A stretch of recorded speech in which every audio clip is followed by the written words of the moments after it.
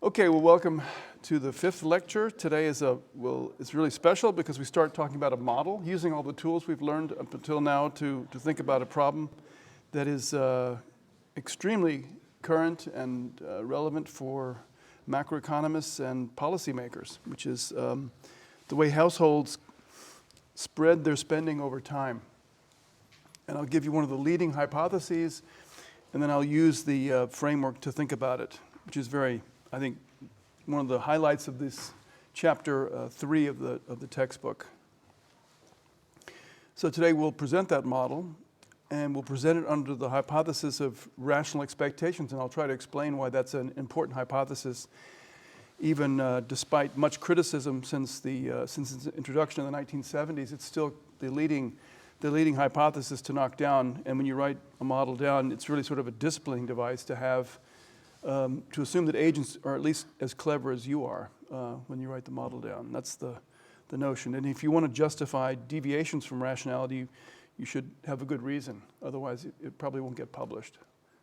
That's kind of an important stricture on our exercise. And I'd like to use it as an example of how the vanilla Lagrangian approach, you'll see what that is in a second, basically optimization under a constraint or a sequence of constraints can be used productively in this example. So we'll actually use it explicitly. And then I'll use that outcome of that model, which was written down in this form by Robert Hall of Stanford. This can be written in the terms that we have called the state space. So we'll try very hard to force this model into this box and then understand how the box tells us through the A0 matrix what kind of stability properties we can expect under what conditions. Okay, so it's really, I'm trying very hard to make this a useful exercise, but also one that you'll see in the future. Should you be in macro for a longer period of time, you'll always deal with models that have some subset of the agent population of households that behave this way. And we can discuss, of course, whether you think it's a good idea or not, but it is the leading model to knock down if you want to knock down a model. And by way of en passant, we'll actually produce this set of conditions on this A0 matrix in the state space that will tell us whether or not our model has some form of stability. And these models with rational expectations and forward-looking agents, the stability conditions are much stricter than having all the eigenvalues of A0 in the unit inside the unit circle. It's a much more restrictive set of or condition, and you can call it conditions because it may involve several eigenvalues. We'll talk about that in detail in the application. And in the section, I'll probably discuss the state space and give you an example of how to use the spectral density matrix formula and think about cosines and sines. Okay, we did that last time, but we didn't talk about it yet. I didn't upload the video that I promised, but it's in my mail box, and I'll do that. It's a very interesting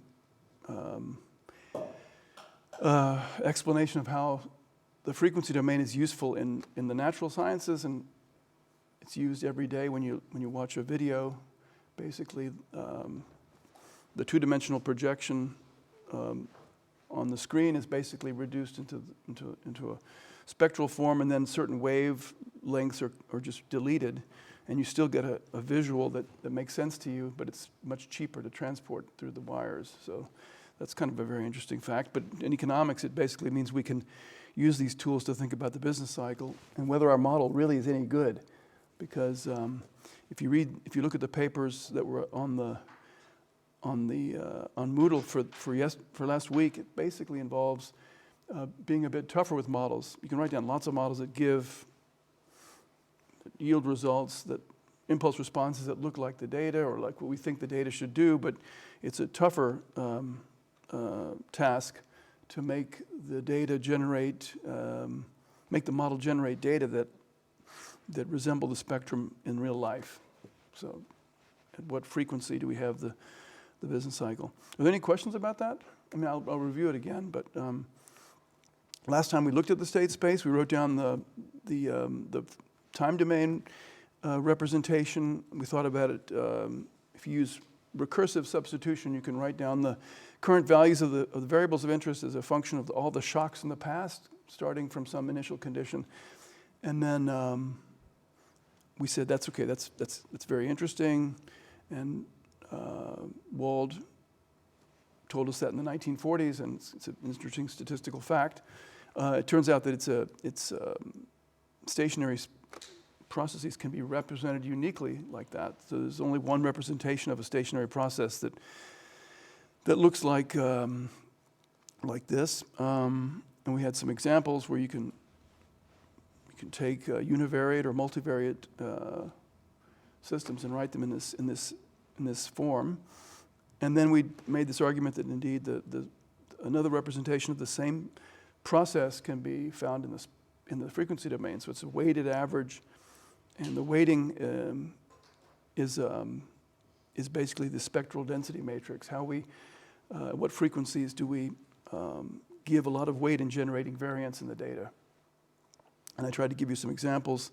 At the end of last class, the leading example for macro people is something like an ARMA 2-1, so autoregressive second order, moving average first order. That's a good way of representing a lot of data. If you try to estimate that model with data that we have, like growth rates of GDP, you'd end up explaining a fair amount of variance, and the residual is not so autocorrelated, so that's probably enough. And if that's the case, that's a kind of getting the spirit of what we're thinking of. We're generating some variance at the low frequencies and some variance at the high frequencies, and some mix of that is being picked up in the data, okay? And you can go back and forth. So I tried to build some intuition on that. We'll spend some time in the section thinking more about that. Okay, any questions on that? Okay. So problem set 2 is coming. Please start thinking about the midterm. It's on Friday, I guess it's the 11th of December or the 9th of December. Can't remember. It's the Friday after the last class. I think it's the 9th. Okay, 11th would be a Sunday. Right, and just start getting ready for it. That's all I can ask. And then after that, you can just say bye-bye to me, and you don't have to see me anymore. Okay, and use all the knowledge you've acquired to think about Lutz's part. So I should appeal to you to come to our seminar. We had a great seminar yesterday with Rudy Bachmann. Fantastic, and it's a bit of a walk if you're coming from somewhere else, but we do it. Usually we have the seminar in the faculty building, but we decided to move it here for a semester just to give the DIW people some breathing space, and they've it's a great room. You know, it's a great room to have it, and we had a great seminar. And it's not just macro. So if you do economic history, Nico Wolf invites people. He had someone a couple of weeks ago that was quite interesting and stimulating. And Alex, you might know from here, he's a macro guy. Okay, any questions about that? So today I'm going to talk about this. I'm going to talk about this hypothesis in economics. Okay, and it is a leading hypothesis. Every model that we write down that's supposed to describe what's going on in the macroeconomic sphere tends to address this question: is how do consumers react to variability in their income, and when this income is buffeted by shocks? Okay, so it's an old idea. It goes back to the two gentlemen at the bottom, the one on the left in particular, Irving Fisher. Schumpeter was just a buddy, I think. He thought about other stuff, but nonetheless, pretty interesting picture. And then the two at the top, Robert Hall is on the right. He's still quite active in his late 70s, presenting lots of papers on labor and macro.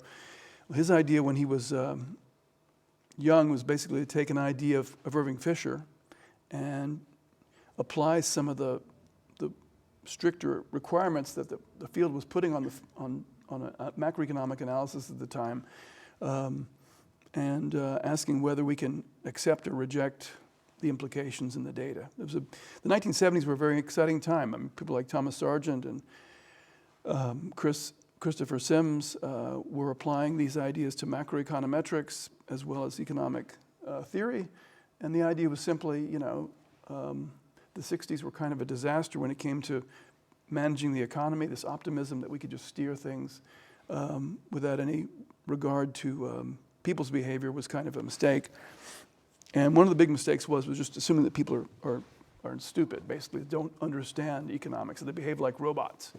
And we've kind of pushed beyond that, and it's important to remind you as young researchers that this was a extremely controversial time, and Milton Friedman was actually kind of pessimistic or skeptical about rational expectations. I think his students were more interested in it, like Robert Lucas, or Sargent was not his student, but it was certainly one of his allies in this discussion of what causes inflation. Back then, there was a lot of discussion about the money supply, and we've gone beyond that now. We think hard about interest rate policy and the effect it has. But in the long run, we know that the money supply and the price level are at the lowest frequency are quite highly correlated.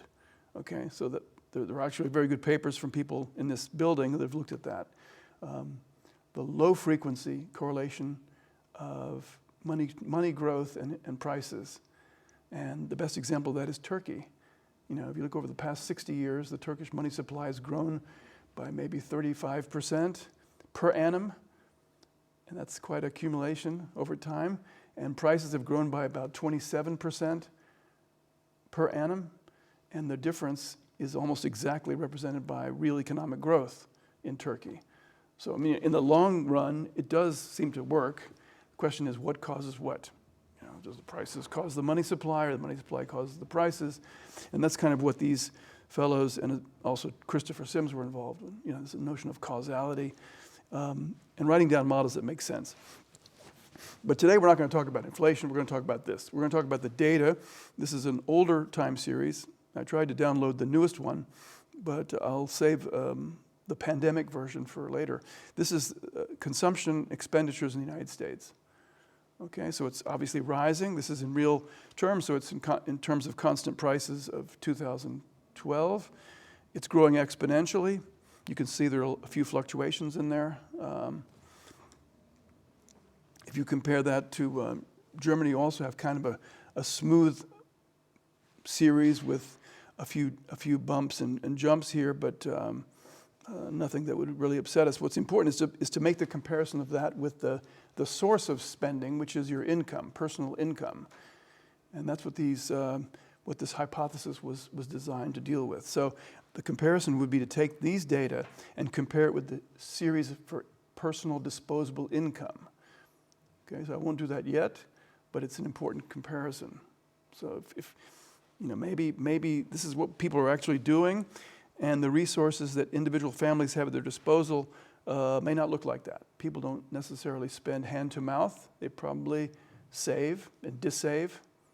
We know there's a life cycle theory of consumption at the micro level for individual families, and it works pretty well.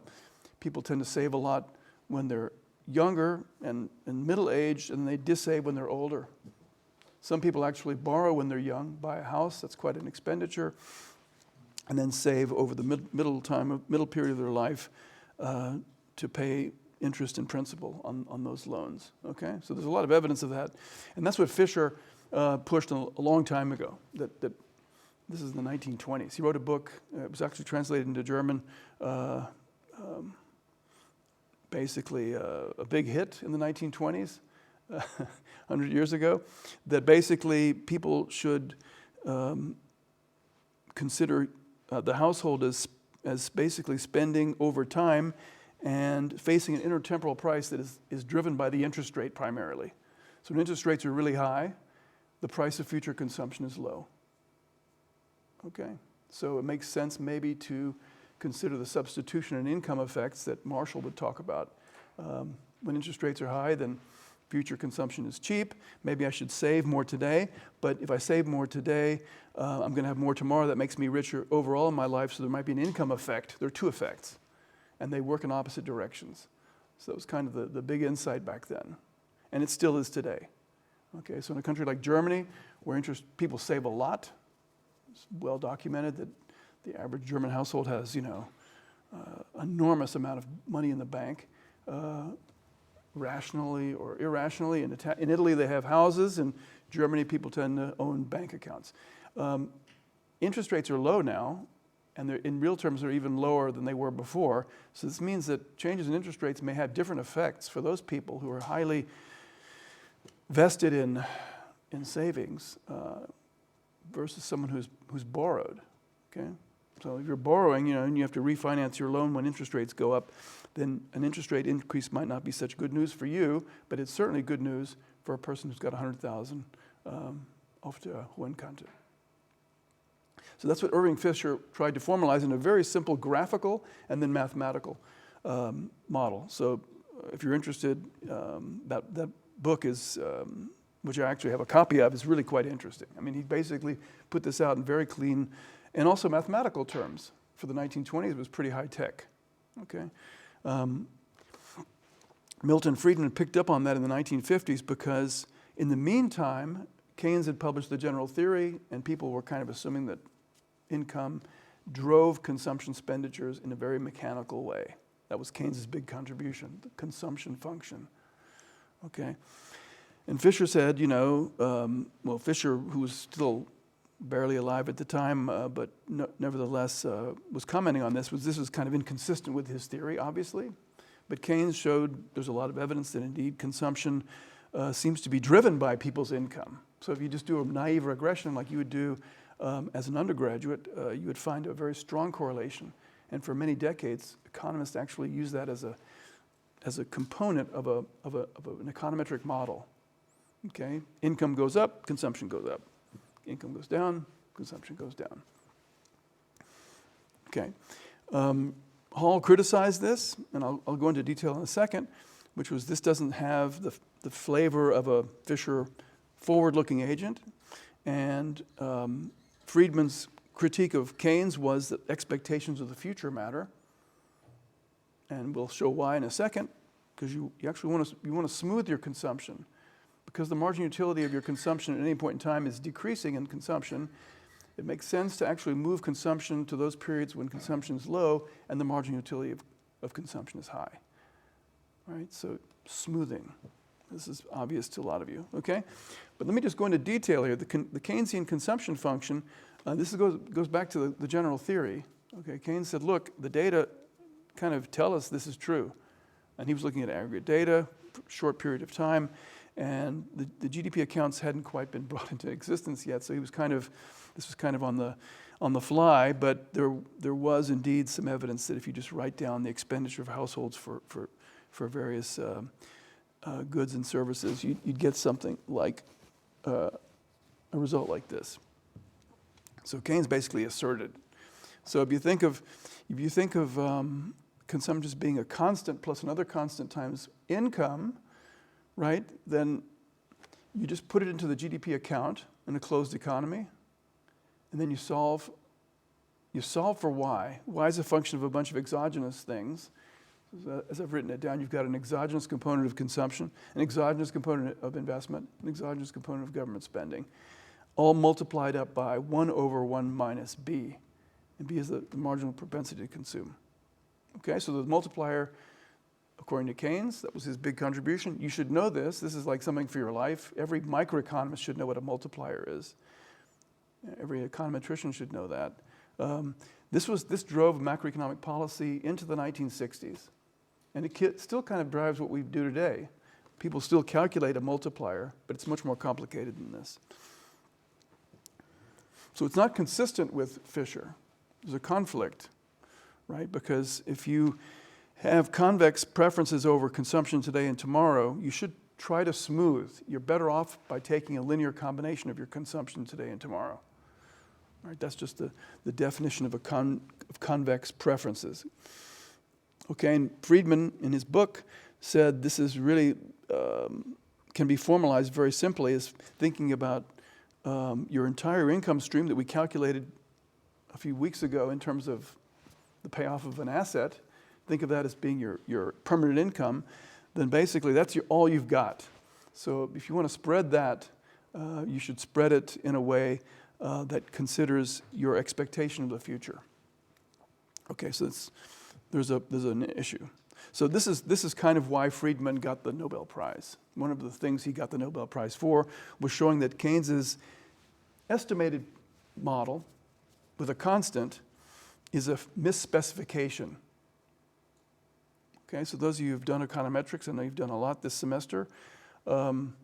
Suppose the true model is C equals beta times something called YP, where in fact we don't observe YP. So it's a great example of why you should use the state space. We won't do it for this particular case, but you could do that. It'd be a great exam question. The estimated model has a constant because you're naive and you say, well, I think Keynes is right, so I go out and estimate a model with a constant. But it turns out that every observation of Y that we have is buffeted by this shock, which is the difference between YP and P. So actually, we don't really observe YP. We regress C on Y, and we get an attenuation bias. And you all know what that is, right? So that's the fact that we have an unobservable. We use something we can observe, but it's measuring the true thing with error. We're going to estimate a flatter curve, and therefore beta will be underestimated. The B that supposedly estimates beta will be underestimated, and we'll have this positive constant, which is a sign of our foolishness, basically, of not having the data. Okay? So Hall took on this by saying it's even more serious. We should think about expectations of future income as not being driven by some mechanical function, but it actually should be consistent with the model that we write down. So Hall pushed it really to the limit. And I tell my students every year that I think he's going to get the Nobel Prize, not just for this. The problem is the Nobel Prize is supposed to be for an achievement, not for a lifetime of good ideas. Unfortunately, Hall has had a lot of good ideas. If you want, I can talk about them. Very inspiring guy. He's also worked on search and matching and labor markets in a big way. But this is one of his most interesting contributions in the Journal of Political Economy. And it's still being used, so it's one of the highly cited papers out there. Okay, so you can think about this all in terms of what we've done until now. Thinking about forecasting income, making mistakes, but using all the data that are available to get the best forecast of the future that we can. Okay, so here's the US data before the crisis, and here's consumption. Okay, so if you take logs of that and take the variability of that, and take first differences of that, or take deviations from a trend, you see that consumption is smoother than GDP. Okay, but you do see that there's some correlations. Now, how do you interpret that correlation? Is it because, well, how would you interpret it? If you see that Y goes down, C goes down. Is it proof that the model's wrong, or is it proof that the model's right?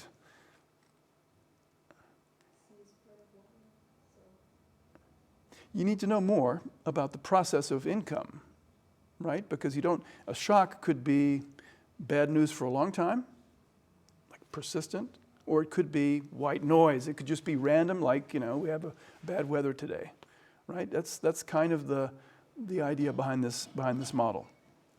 The same thing is true with Germany, and you might suspect that institutions play a role. So, how does income get smoothed not just by the households? Okay, everyone pay attention, please. Take a look. This is GDP in Germany, including the big shock, which was the Great Recession. Here's consumption. Okay, so I would argue that if just eyeballing it, Germany has smoother consumption relative to income than the United States does.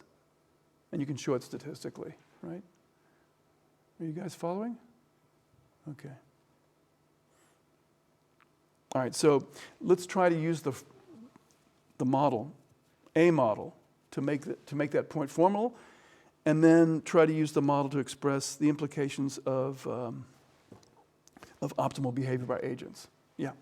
Just on the previous graph, speaking about Germany is actually smoothing income, not consumption, right?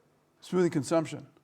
Well, but in some sense, an inward benefit is an income Yeah, but what matters is consumption, right? What matters is, for people's happiness, is not to be... Right, but the person in work benefit could save, right? They're not compelled to consume. Well, I mean, if you have in-work benefits, the data would tell me that consumption is those benefits, right? I mean, so the consumption basket that's used to measure this is including all expenditures by household. So if the households bought it, in fact, you can also add in government consumption, which is also consumption, you know. One of the criticisms of this approach is that we don't think hard enough about government consumption, which also is a substitute for private consumption. But I'm just looking at private consumption. But your point would actually still say that if the government is giving you a free lunch, literally, when you're poor, then that's smoothing your consumption. And that would maybe explain the difference between the United States, where consumption is actually more variable. So the pandemic is the best example of that. Consumption did fall a lot in the pandemic. It still didn't fall as much as income did. Okay, per capita or in total. So it's again, these are facts that need to be explained. And the question is, what is the right model? We talked about the right model. That's always a standard question. So if you allow me to just write down this model again, this vanilla, you know, box that we talked about, and putting the model into the box would be the next challenge. That, of course, writing down the model is the first challenge, and that's what I want to teach you today, because it's as exciting as using the state space is actually knowing something about the Friedman Hall permanent income hypothesis, or you can call it the life cycle. The model we're going to look at, the agent has an infinite life, so it makes it really easy for us to solve, but you can also do this for finite lives with a planned bequest, and you can do all sorts of bells and whistles on it. But this is a model that we embed in our macro models, so just keep that in mind. So think about the state space again, but now we're going to define it as the origin of the uncertainty for the household. Okay?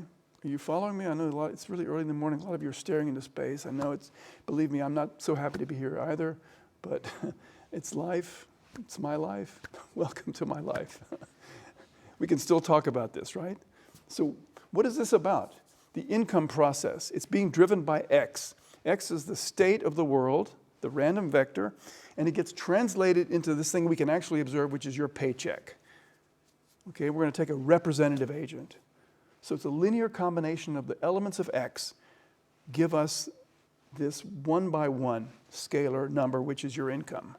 And it's going to be a proxy for the income per capita in Germany, or quarterly data, US. You can get it from Fred. All the data I get is free because I'm cheap. I don't pay for anything. So go to the St. Louis Fed website, grab the data, take a look at it. It's a lot of fun. If you like this stuff, then you'll love this, okay? So, does everybody understand? This is notation from Lundqvist and Sargent just to make you, happy. You don't have to worry about translating. It's just the same notation. Some of it is not exactly intuitive for me. So A sub 0 is not the same thing as A22. A22 is kind of a translation of, the linear combination of XT's elements.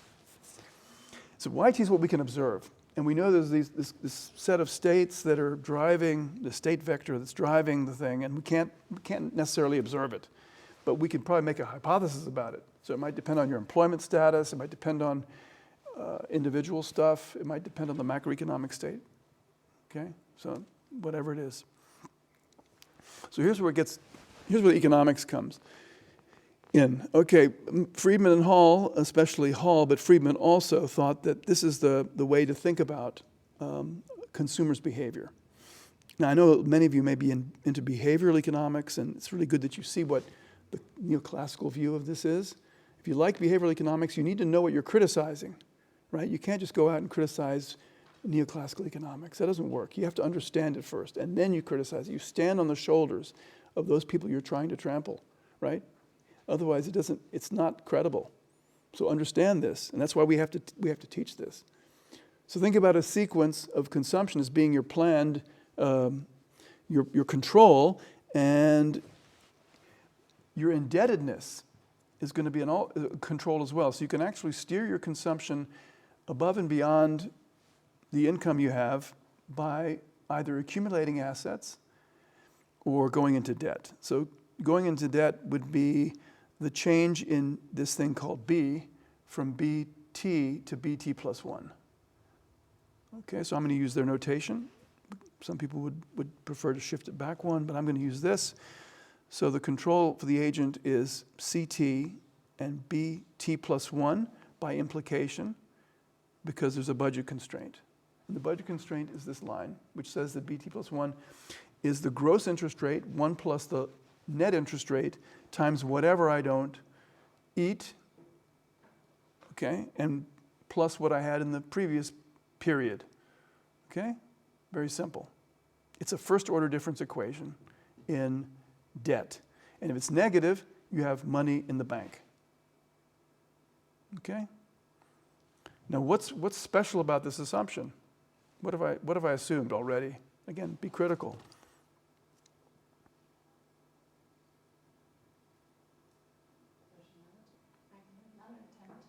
Yeah, sure. Knowledge. I mean, if I assume something for tomorrow. Yeah, I mean, you assume you have knowledge of the interest rate, right? Because we can observe it. That's kind of implicit because big R is 1 plus little r. So we call a gross interest rate. Includes you get the capital back. It's a 1 period rollover of your debt. But implicitly, R has no time subscript. Right? Isn't that important? I mean, maybe in a more general model, the interest rate could change over time. So in this model I'm showing you today, it's constant. So that's already kind of a pretty manly assumption, pretty stupid assumption actually, right? In fact, what else? I've assumed even more than that it's constant. I'm assuming that the borrowing and the lending rate are the same, right? That's an incredibly heroic assumption. Okay, so that would be one. If you really want to criticize this model, you say that's the biggest problem. People may not be able to borrow and lend at the same rate. Now, for the representative agent, which might be some weighted average of Elon Musk and you, maybe that's not a bad assumption. Okay, so if you think the world behaves like a representative agent, yes, it's fine. But in fact, individuals don't always have the luxury. Some people cannot borrow at all. They might be borrowing constrained. So we need a different model for those guys. In fact, the Keynesian model is probably more appropriate for them. So models that people play with in this institute usually assume a mixture of rational Ricardian type people like this and people who are living hand to mouth because they can't get the bank to lend them any money. Okay, so keep that in mind. This model assumes everybody has access to the bank or their parents, right? You can get a loan from your parents at the market rate of interest. There are other vehicles for saving. This is just a very general principle. We've also assumed that the U function is intertemporally separable. So the marginal utility of consumption today is independent of the marginal utility of consumption and my level of consumption yesterday. This is a standard assumption. It has a lot of advantages because it imposes certain types of consistency over time, but it may not be the end of the line. We can do better than that. Maybe we have a habit. Maybe we like to look next door and see what the other people are doing, keeping up with the Joneses. Okay, but those are all modifications of this basic model. So we just want to start with this one to get an idea of where macro is coming from these days. Okay, so we have a concave utility function, a concave periodic time separable, not inseparable. If I said inseparable, I misspoke. Time separable function, okay? And we're also going to impose, for the sake of making it really nice and clean, like Hall did back in the day, is that your impatience, summarized by beta, which you apply to utility, is the inverse of 1 plus little r, or capital R. Okay? So this doesn't change any of the final results, it just eliminates a lot of constants in the final analysis, which we can always just put back in if we want to. I just want you to consider the implications of these interesting simple assumptions. One is that people prefer a smooth profile of consumption to a volatile one. That's what the concavity assumption on U is. And that their utility, the marginal utility of their consumption today is independent of their levels of consumption in the past. So these are things we could criticize, right? But we're not going to do that now. Okay. You can rewrite this equation to give you some intuition. The left-hand side, think of that as your sources. You have income, and you're got this wrong. That's right. So you're rolling over this debt. You're rolling over this debt every period. So BT plus 1 is basically your borrowing in the next period. And if you discount that to the present, that's the present value of your sources, and your uses you can either consume or repay the loan. You have to repay the loan at the end of every period. Okay? So Lagrange is the first order way of solving this problem like every other problem. It's dynamic. We have this sequence of constraints, which can be expressed in that way. The reason why I do that is to make it possible to express everything in terms of today's resources, because we want the Lagrange multiplier to have a convenient interpretation. Okay, so we're going to define this present value version of the Lagrange multiplier with a tilde on top as the marginal utility of income in period t when you're doing the right thing. Okay, so it has an interpretation only at the optimum in present value utility terms. So this particular version, which we won't be using very long, but I just want you to look at it. If you want to write down the Lagrangian, it's basically the sum of your utility plus a Lagrange multiplier in every period of time in present value utility terms multiplied by the restriction that's applying in some period in the future, period t. Okay, so it's at the optimum, it's going to be the present value of utility of relaxation of this periodic budget constraint at some point in the future, period t. That's the Lagrange function. Okay, and it may look daunting because it has an infinite number of terms in that sum, but that doesn't mean it can't be attacked. In fact, in the end, what matters mostly because of discounting is what you do in the near future. So tweaking the distant past or the distant future 20 years hence is not going to make a difference. So what really matters is the relative quantities of things you're choosing in the near period. So the trick when you do this in real life is to get rid of this present value Lagrange multiplier by making a clever substitution. So you basically recognize that in this model with discounting that is deterministic with beta, we can always write a new version of the Lagrange multiplier that is a function of the original one with the tilde on top, just the discounted version to the present. So the same expression that I wrote before can be transformed with no change in meaning, just a change of variables in the following sense. Now I've factored out beta t, and I've got a so-called current valued Lagrange multiplier at each period. This is for ease of interpretation, because when we get first order conditions, we want to think of them in terms of period t, not in terms of period 0 when I wrote down my original plan. So think of this as an agent, a household sitting in period t equals 0, planning lifetime consumption, writing down a sequence of consumption and a sequence of implied future indebtedness given the interest rate, sort of laying back and in the chair and thinking, wow, I've done the best I can given my information in time equals 0.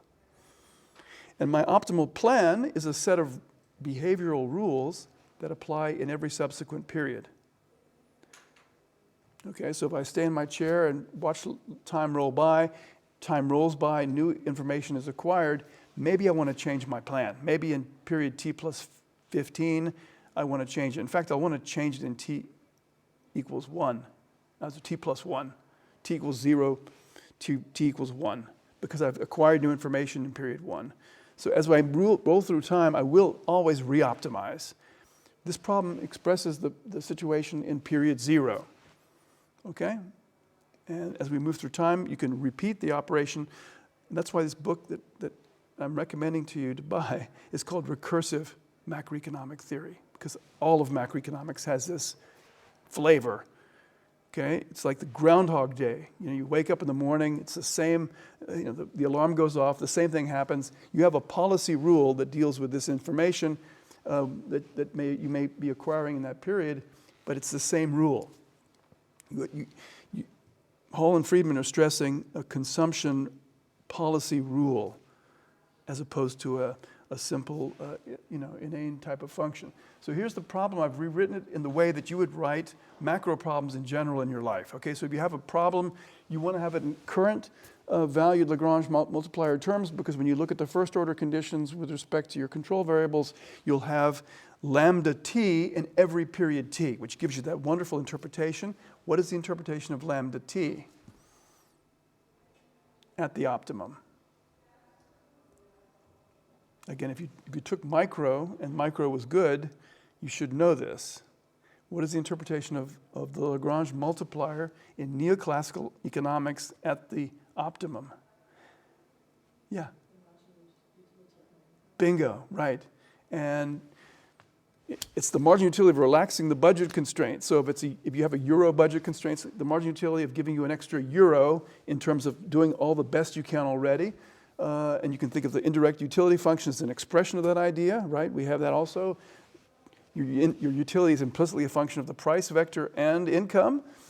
It's kind of the same thing here, because the interest rate is a price. It's a price of future consumption. You have to take it as given. But more importantly, I'm doing the best I can. I'm obeying this sequence of budget constraints or resource constraints. And if someone just gave me a little bit of extra money in period t, what would it be worth to me in utility? It would be worth lambda. Okay, so that's only true at the optimum. That's true when you're doing everything right, when you've found the optimum that obeys these first order necessary conditions. Okay, and this is just basic calculus. It employs fairly interesting properties that we've already discussed. One is that the differentiation operator is a linear operator, so taking the derivative of an expected value of something is like the expected value of the derivative. Okay? It doesn't mean that the derivative has to be a linear function, but the expectation is surrounding something that involves the derivative. Okay? That's really useful information for you. And the reason why Hall and Friedman, especially Hall, took the quadratic form is because the first derivative of a quadratic is linear. And if you have linear, everything makes a lot of intuitive sense. It doesn't mean it's right. You can think of it as a log linearization. Okay? But we're modest. We can't explain global behavior. We're going to try to explain local behavior. So let's take us through these first order conditions. The first one says that if I'm doing everything right, the sequence of consumption I'm planning has to be such that small variation of CT has to have no yield for me in terms of extra utility. What else can I do with my income? I can save it or I can eat it. And this is basically summarized in the first condition. I should be indifferent between those two. The margin utility of consumption in some distant period or tomorrow, if I change it by a little bit, should be just offset by the margin utility of its value in my budget constraint going forward. The second one is maybe less intuitive to you, but it says something about the intertemporal pattern of the Lagrange multiplier over time. So think of the Lagrange multiplier as like a shadow price of having resources. And that shadow price should evolve over time, if I'm doing the right thing, in a way that's related to the interest rate. Otherwise, I could probably go to the capital markets and move consumption back and forth in a way that would make me happier, and therefore I wouldn't be optimizing. So that's the second sequence of first order conditions. Remember, these are all sequences. They're defined for t equals 0, 1, 2, 3, 4, infinity, okay?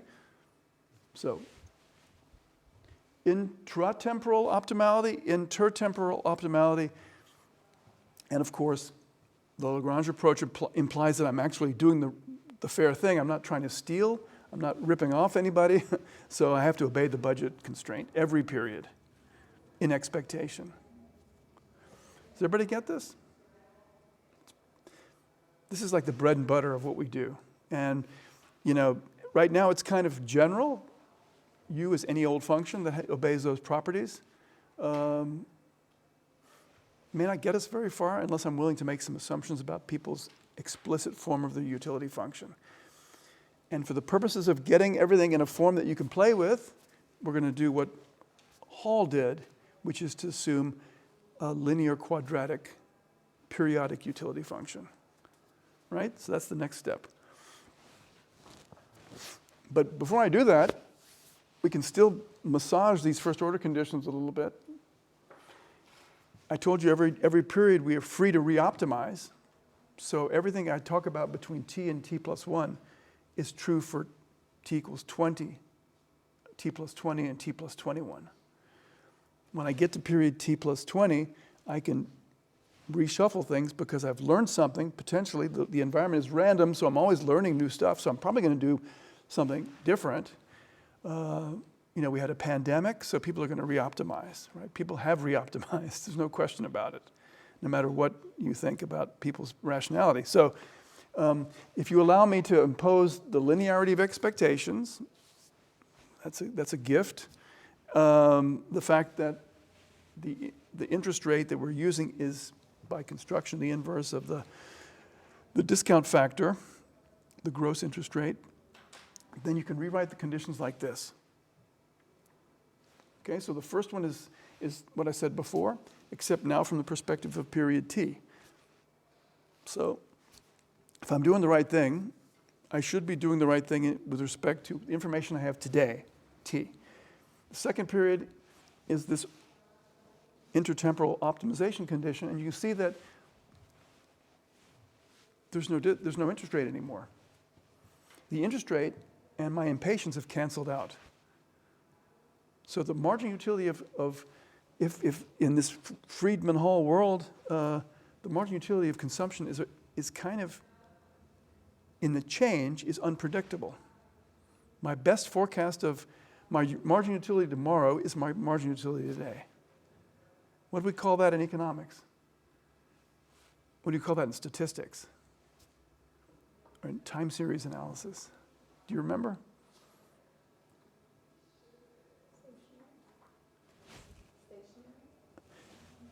The differences are stationary, that's right. But the level is not stationary. It's accumulation, random walk, or even more generally, a martingale difference sequence. Sometimes it's called a martingale, because the random walk is a specialization. You put really tough restrictions on those first differences. They have to have a constant variance, and obviously means zero, but martingale difference sequence can have variable variance, okay? So that's an implication. That's a very tight implication. That means that as I move through time, if I'm doing the right thing, I shouldn't have any kind of regrets going forward that I know about, because if I did, I'd probably rearrange my consumption. It's a very cautious statement, because in t plus 1 I will learn something and I have to re-optimize, but that condition will still hold from t plus 1 to t plus 2 as we move through time. Okay, and of course I'm obeying my budget constraint as before. So bt plus 1 is a control, ct is obviously a control. We can actually exploit those three conditions to eliminate lambda completely. So this last condition is what we call the martingale difference result for the marginal utility of consumption. Differences in marginal utility over time are unpredictable. So if you're doing the right thing, you know, you should arrange your consumption today versus tomorrow such that, come what may, your average surprise will not be a regret for you. You know, your plan is on average right to smooth your consumption in this world relative to tomorrow. Because that's what you want to do. If you know you're going to be rich in the future, if you're going to win the lottery with probability 1, you probably want to pull some of that forward. Like a lot of my students who are MBAs try to spend some of their income today if they can get access to the credit, right? If you're a rapper, you have fantastic success, you shouldn't spend all your money. And the people that I observe in the world of my children actually do invest their money, buy businesses, do other somewhat dodgy activities to smooth their consumption, buy villas, many, so in my neighborhood. Okay, so there's a feel that indeed you want to sort of smooth consumption relative to your income. And this is irrespective of what the process is that generates my income. That's going to be hidden in this A0 matrix times the state vector. This result is called the Euler equation, or as I say, Euler equation, as Germans might say. The French might say Euler. He was actually French, Swiss, with a German name. Incredibly smart guy. He wasn't describing economics necessarily, but optimization over time. It means basically intertemporally maximizing agents will do the right thing such that the marginal gain to a small change has zero expectation. Okay, that's a really incredibly interesting implication of this theory, very robust. So many of the optimization problems you do that have nothing to do with this application, you'll have the same implication. That, you know, small changes, and again, it reminds me a lot of the envelope theorem in microeconomics. Right? You're doing the right thing, small changes shouldn't, almost by construction, or by construction, they shouldn't yield any sort of additional expected utility. Okay, you can see that if you push it a little bit harder, that one's easy to understand, right? My expected difference in my marginal utility across time should be equal to 0 under these conditions. Remember, we've already assumed that interest rates and discounting are related in a very mechanical way. If you change that a little bit, you'll have a little bit of slope on this. You'll have a constant, but it won't change the underlying idea that, you know, if I can't do better than I already did because I was optimizing before. It also implies that if you take unconditional expectations of a conditional expectation, you're going to get the unconditional expectation. That's the law of iterated projections or iterated expectations, which we learned in the second lecture.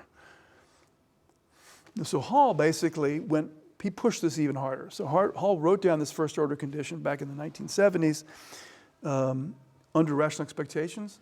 The random walk hypothesis implication for the marginal utility of consumption, which is already kind of strong. But he said, you know, if you allow me to take an approximation of the utility function, a second order approximation, a quadratic function, then it goes even farther. It has even more implications because marginal utility is something we can't really observe. Right? We have to make an assumption about the utility function to get a testable implication. But Hall said, if we're talking about small changes, maybe I can get away with a quadratic approximation, a linear quadratic approximation. So what happens then?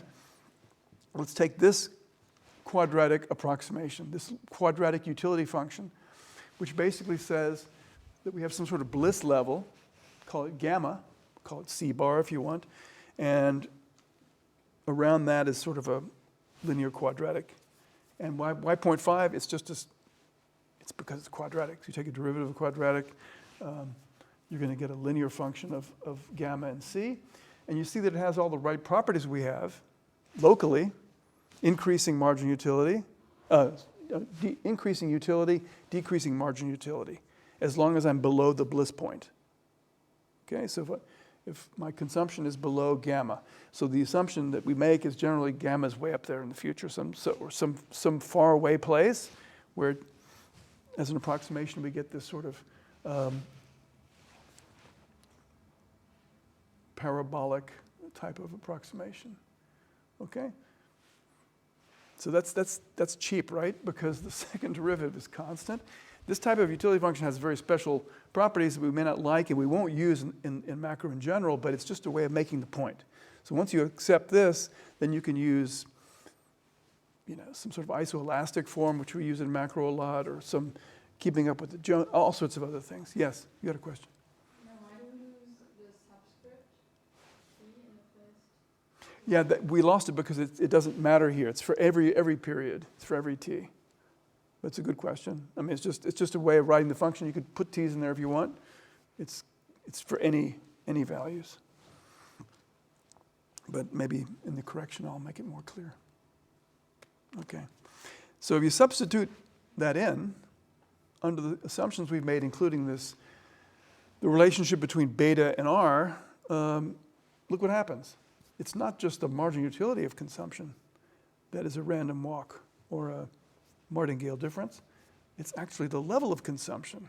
So locally, Hall pushed this to the limit and said, for small changes, maybe per capita consumption in the US looks like this. And that's a testable hypothesis. There's no Lagrange multiplier here. It's irrespective of any assumption about other assumptions about the model, except the fact that we assumed locally quadratic utility. Okay, so that was the reason he's probably going to get the prize someday. I mean, it was a really important contribution, just because it sort of focused our ideas. Consumption is in Hall's paper, he had a constant variance process for the underlying. We haven't even specified what it is here, but he had a very specific assumption. It doesn't really matter. Consumption becomes a random walk. So you can test that. You can actually get per capita GDP, quarterly data, and test it. And that's what he did. He actually found that for consumption, it's not a bad approximation. In fact, it's a very good approximation. First lag of consumption is an excellent predictor of future consumption in quarterly data, but further lags, no information content. Okay? Kind of a weak implication. You might say it's not very impressive. Nowadays we'd say, well, that wouldn't get accepted at the JPE. But at the time, it was shocking. It's not the Keynesian consumption function. And then Hall said, okay, well, let's regress it on lagged income to see if that helps. And it didn't. Given consumption, past values of income had no additional predictive power for consumption in the next period. That was really hot. That's what got the paper in, I think. And then he threw some other stuff in there, kitchen sink, and he finally got stock prices to matter, lag stock prices. So there's a lot of discussion. If you throw enough in a regression, you're going to get something to work. And he was trying to actually kill his own results. So what you should do as a scientist, you should be as critical with your results as you can to avoid the referees making you aware of those weaknesses. Okay? So Hall got this paper published.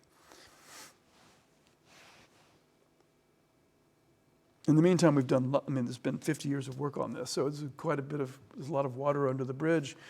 You might say this is old stuff, but it kind of inspires you to think about how macroeconometrics works. Okay, write down a model, generate some implications, test the implications, be honest, throw the kitchen sink at it, and see what happens. Okay, so I did this recently. I tested it again. It still kind of works, actually, but things change. Maybe the model is not as good as it should be. Maybe there's some things that we're missing. Maybe a fraction of Americans in this model actually don't behave like this. Because the assumption is not that every American behaves like this, but it's actually that the Americans that have lots of money behave like this. Right? So if all the rich people behave like this, and they make up 80% of the consumption, it's a good model if we care about consumption. On the other hand, I know for a fact that a lot of very wealthy Americans don't spend their money on consumption. They spend it on buying more assets. And if that's the case, then the model is, maybe we need to think about heterogeneous agents. So that's the big buzzword now in macro, is to break up the world into small representative households that are different. Some have access to capital markets, some don't. This model assumes that they have access. Okay, so again, it's a starting point, and There's a lot to be done. But we're still not done, because we still don't know what C is. Hall told us that the intertemporal relationship between C and CT plus 1, CT and CT plus 1, is governed by this relationship, which is quite remarkable, but it still doesn't tell us what that level is. It just tells us the intertemporal profile, the intertemporal path of expected consumption, right? So that's kind of the interesting thing. So we have to, how are we going to do that? So go back to your micro logic. Microeconomics would tell you how to do this. Once you get the list of first order conditions for how many oranges you buy, how many apples you buy, how many potatoes you buy, and you set them equal to the marginal utility of your income, what do you do next? How do you get the quantity of potatoes you're buying? And don't tell me we don't know how to do that.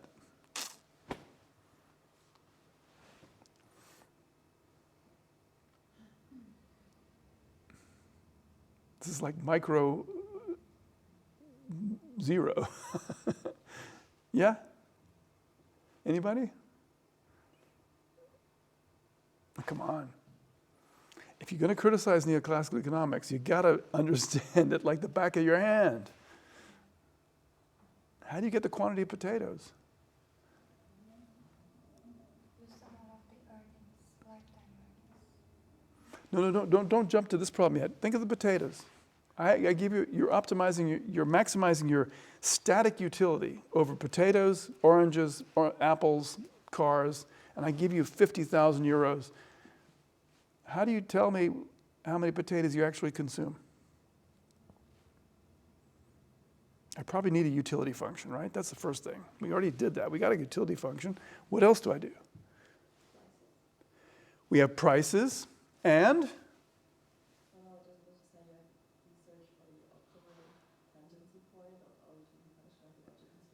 we have a budget constraint. So we effectively have enough relationships between quantities and the budget we have through prices. We call that the budget constraint, including imposing the first order conditions on every one of those goods. So you have enough equations, enough unknowns, you can solve for it, right? But you need the budget constraint. The first order conditions alone without the budget constraint, not enough. You need to know how much money you have. So to find out what CT is, we need to know how much the agent has in expectation over her entire lifetime, right? So we need to use the budget constraint, but we need to use it in a creative way using our information that we have. So the Euler equation, or the Euler equation, is really only the path of consumption. To get the level, we need to use the budget constraint. And it's not just one.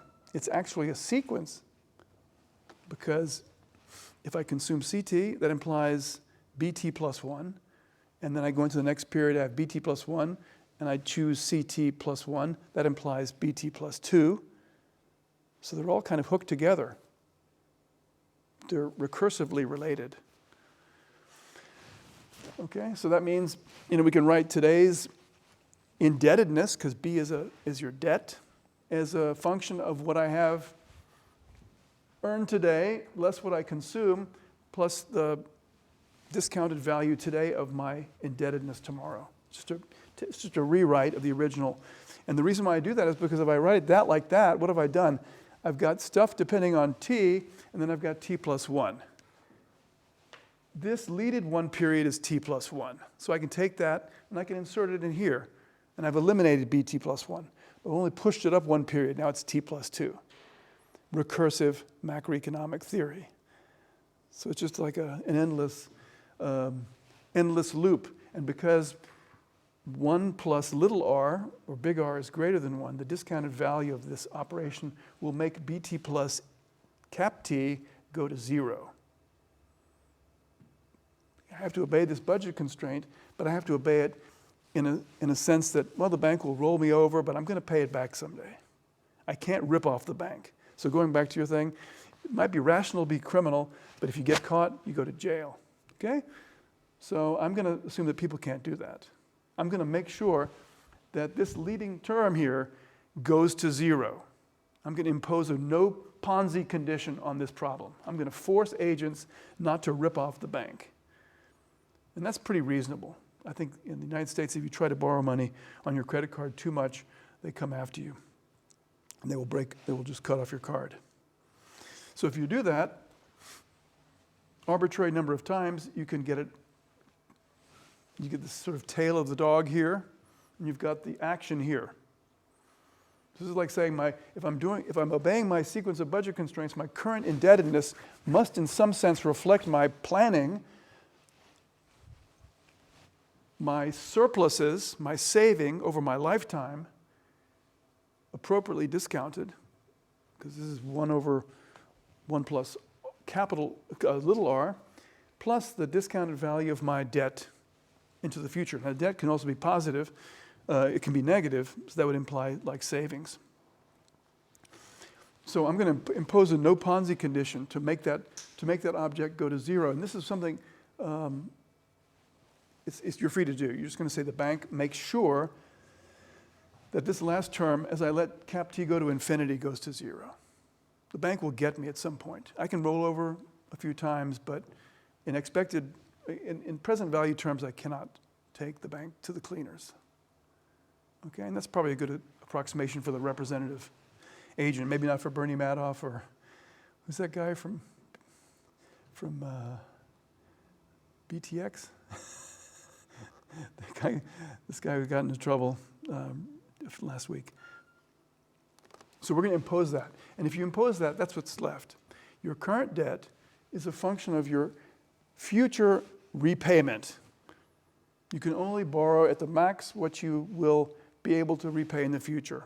That's a deterministic implication. So you can take expectations of that, but in fact, it has to apply as we roll through time. Banks are not going to allow you to violate that condition that would have an additional indebtedness, that would make an additional indebtedness possible and make it possible for you to consume beyond your means. So we're going to make sure that that doesn't happen. Okay, so we can take expectations of that object. We know what BT is in period T, so on the left-hand side we have BT. On the right-hand side we have an expectation of an infinite sum, which is the infinite sum of the expectations. Right? It's just an application of conditional expectations, all conditioned on period T information. But the theory tells me that in this model,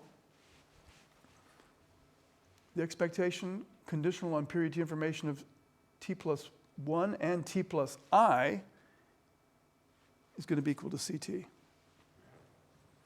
So I put in CT for every term in this sum.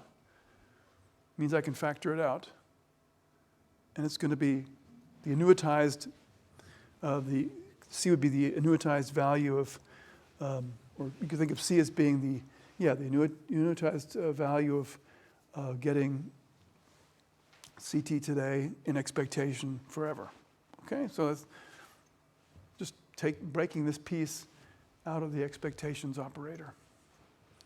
So what do I have left? I have basically my current debt, I have the expected present and future income, and I've got basically my level of consumption, which I'm going to consume in equal quantities for the rest of time, discounted by the discount factor big R. Is everybody okay with that? Okay, so these are mechanical operations that get applied in macro models all the time. But you can see what I've done. I've got BT, which is a state variable. I can't change that. I can change BT plus 1, but BT plus 1 is a control variable. CT is a control variable. And this is something that I'm going to use the state space to figure out. I'm going to use the state space because what is this? This is the present discounted value of my current and future income. It's my pool of expected resources that I have over my lifetime. Do you have a question?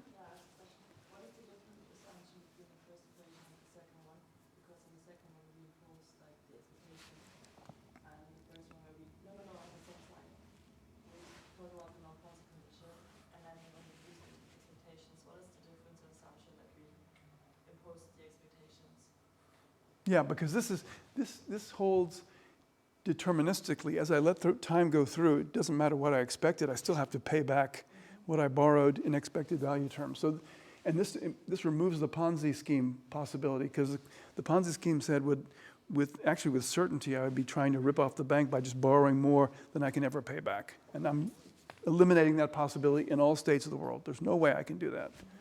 Okay, and if you do that, then I can take an expectation of that, and there's no other term, and that's what I get here. And then passing the expectations operator through the sum gives me the ability to apply the random walk result from theory, because it comes out of the theory. Then I get CT, which is observed in period T and planned by me. So I plan CT, and I know that in the future, under the current information I have, I'm going to plan to have CT every period for the rest of my life. I mean, long life, infinite life. Okay. And if you have a finite life, it doesn't change very much. I mean, you can think of all this as, if you knew you were going to end your life at cap T, you can get a series of first-order conditions that are easily amenable to being solved. Okay, and you would still have the constant utility assumption, because after your life is over, your consumption doesn't matter anymore. You don't have any, so you want to consume everything. So you'd make sure that in the last period, but it's a little bit less elegant than this. Okay, but believe me, it's not a big deal. It was actually the problem set we had, the expected present discounted value of a terminated asset. So if you knew that the asset was going to stop paying in some period in the future, you just have to calculate the future value of that asset going forward and subtract the present value of that asset from what you would expect if you lived forever. So it's really easy. I mean, it's just a fun fact. So now I'm going to rearrange this, because now I have a theory of consumption. Remember I asked you, how do I get the level? And you said, use the budget constraint. After I twisted your arm, you did eventually say that.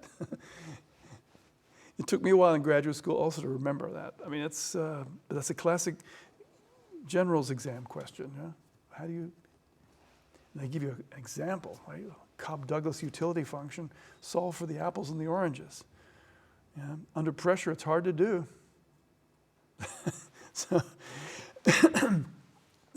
the benefit of doing what we just did is that, again, combining linear quadratic utility, no Ponzi scheme, rational expectations, gives us, if we know what BT is, if we know our indebtedness today, we can calculate what optimal consumption is today. And we know that that's going to be expected optimal consumption tomorrow, and only when new information comes will I change that plan. So this is my optimal plan. This is a consumption function. This is not a Keynesian consumption function. This is a consumption function that says consumption is a function of present and expected future income. Therefore, if I win the lottery today, I don't spend it all today. If I'm unemployed today, I don't stop eating. I try to smooth my consumption relative to my expected future utility. So you can see that changes that we observe today may have different implications for the expectation of future income. Right? So if I have a terrible shock, like the pandemic, it may be recognizably temporary, or we think that the government's going to help us out. That would have a different implication than if you thought, wow, the world is coming to an end. I better really scale back my consumption. All right, so this is a very powerful theory. And you can see it also conditions my consumption on BT. So if I'm highly indebted, I'm going to have a negative sign in front of highly indebted, and I'm going to take 1 minus beta. It's a small number. I mean, beta is what? 1 over 1 plus 0.05. Take your pick. We made it constant. So it's a small fraction. You only consume a small fraction of your total wealth, and total wealth is your non-financial, your expected income, minus your debt. Makes sense. If you're highly indebted, you're going to behave differently than if you have lots of money in the bank. Okay?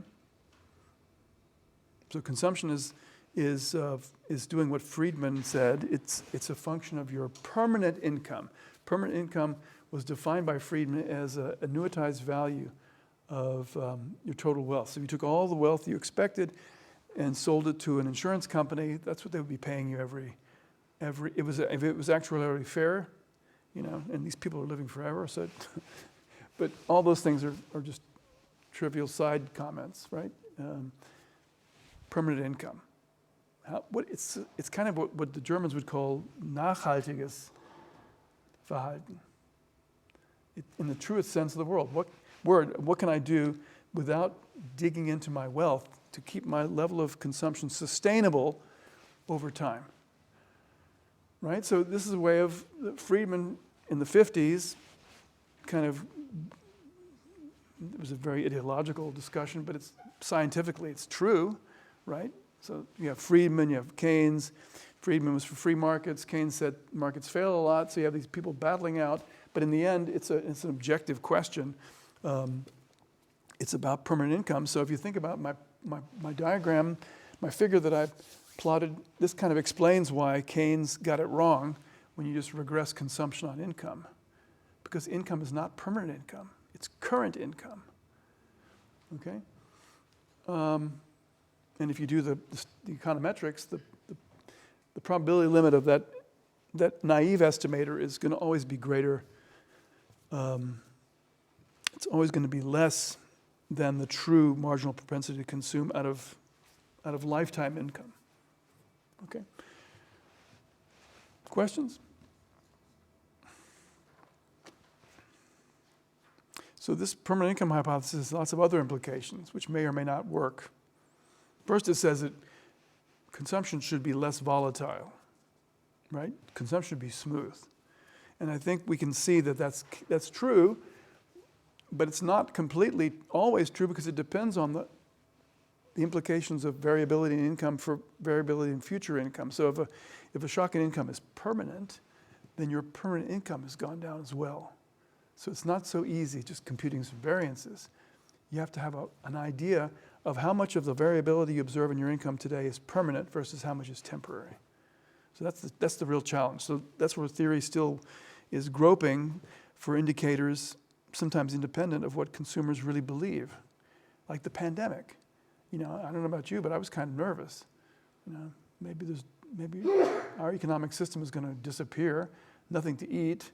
The war in Ukraine is no different. In fact, we are kind of chilly. It's chilly here because we're chilling, and it's chilly here because we're saving energy. These are things where changes in current income might have different implications for expected future income. So one way of formalizing this would be to actually show that. So if agents have this behavior and you lead time by one period, that same behavior must be true tomorrow. So you add 1 to all the subscripts, including the expectation, which is conditional. This must be true. Recursive macroeconomic theory, okay? So this is going to help us a little bit to push how the change of consumption can be explained. Okay, and the problem with that expression is, as you can imagine, you have a conditional expectation in t+1 of future income streams in periods subsequent to t+1. In period t+1, we observe yt+1, but we don't observe the future. We also had this theory in period t, where all the ones disappear, basically. We only had t period information. So part of my consumption change will reflect changing information about yt in the future, because I'm always learning. You know, if you think about a Markov process, the current state is incredibly important it's all important. So if I increment the current state by information in the current period, I'm going to change my forecast.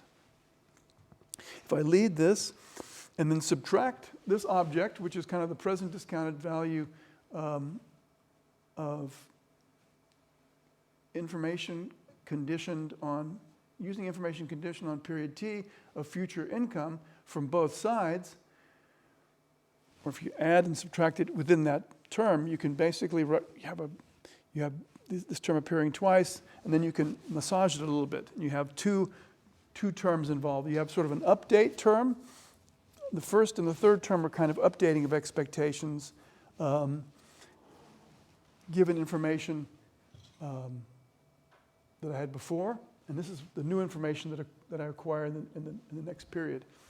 All I've done is just massage CT plus 1. Now I'm going to subtract CT from both sides, and then I'll get basically the change that we observe in consumption as a function of pieces that are related to changing expectations. The first and the third terms can be combined, and you can see here it's basically my update. Okay, updating expectations, and the rest is a function of what I expected before anyway.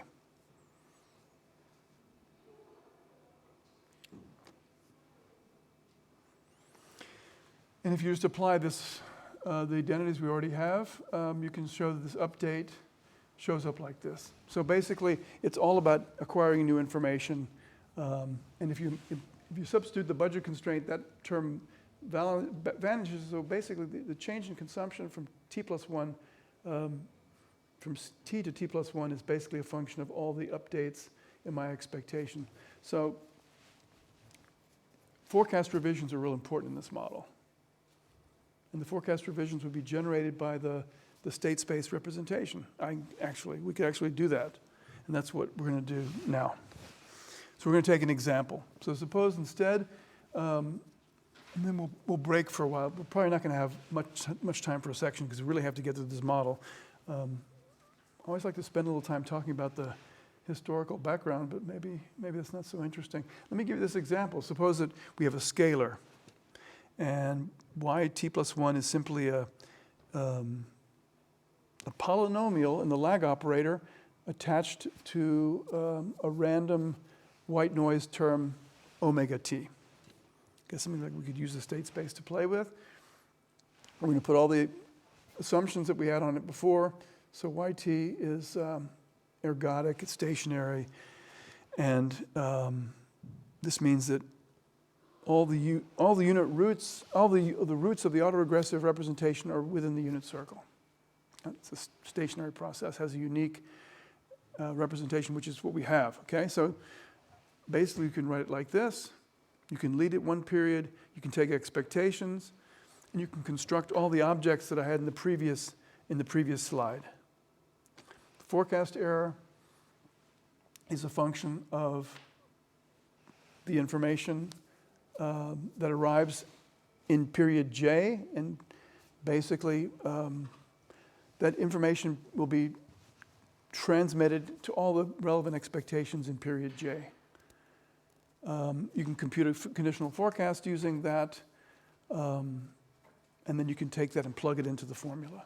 Okay, so if you plug it into our formula before, you end up getting basically a moving average, a sum of all the effects of the current observed new information, where this D polynomial in the lag operator is basically applied to future values of expected values of, or it reflects expected future values of omega t plus j by the jth term in this polynomial in the lag operator, which now applies to B. So you put beta in instead of the lag operator, and you get this sort of the effect of omega t plus 1 on all future expectations of omega t plus 1 plus j positive. Okay, so you can write it like this. It's kind of like the annuitized value of the impact effect of omega t plus 1 on on income expected now into the future. So it's kind of like the permanent value, the permanent income value of this, or the annuitized value of the increment to wealth that is implied by this shock. So if the shock has a negative sign, and you're very patient, and this is very persistent, you'd have a very big drop in consumption. On the other hand, if it's white noise, then this would be nothing. This would be 1.